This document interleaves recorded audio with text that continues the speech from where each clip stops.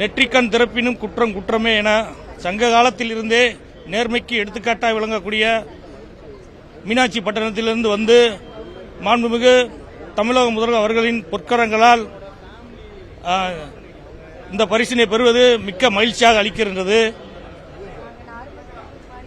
இந்த பரிசினை பெறுவதற்கு எனக்கு ஊக்கமும் உற்சாகமும் வழங்கி வழிநடத்திய மதுரை மாநகரத்தினுடைய காவல் ஆணையாளர் அவர்களுக்கும் துணை ஆணையாளர் அவர்களுக்கும் உதவி ஆணையர்களுக்கும் மற்றும் என்னுடன் எஸ்எஸ் காலனி காவல் நிலையத்திலே பணிபுரிந்து இந்த பரிசினை வாங்குவதற்கு காரணமாக இருந்த சார்பு ஆய்வாளர்கள் மற்றும் காவலர் அனைவருக்கும் இந்த நேரத்திலே எனது நன்றியை தெரிவித்துக் கொள்கிறேன்.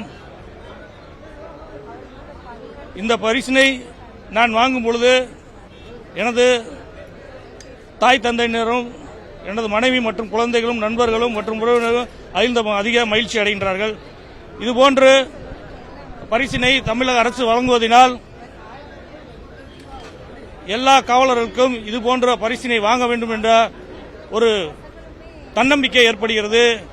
இந்த தன்னம்பிக்கை அவர்களுக்கு மேலும் மேலும் வெற்றியை தேடி தரும் என்பதை இந்த நேரத்தில் தெரிவித்துக் கொள்கிறேன். அது குற்ற சம்பந்தமாக தடுப்பு நடவடிக்கையில் அதிகமான வழக்குகள் பதிவு செய்யப்பட்டுள்ளது.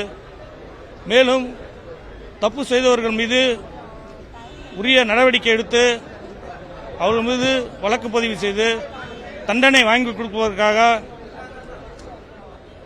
அனைத்து வழக்குகளையும் முறையான வகையில் கையாண்டு மேலும் கஞ்சா போதைப்பொருள் மற்றும்